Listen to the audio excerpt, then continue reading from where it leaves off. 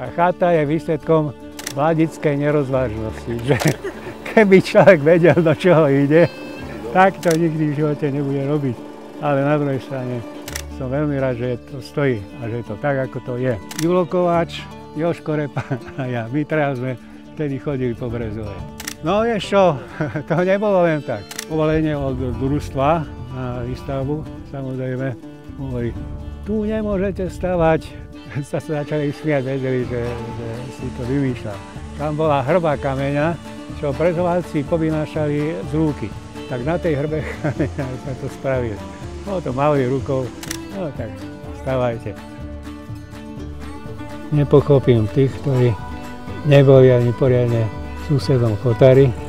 Len tam na druhý koniec sveta sa na Madagaskar ťahajú a podobne. A pritom kdekoľvek prídeš, stále objavuješ nové veci. Slovensko je tak členité, že nemusíš robiť trojdňové výstupy, aby sa dostala k cieľu. Máš to tu a nech po ruke na dlani.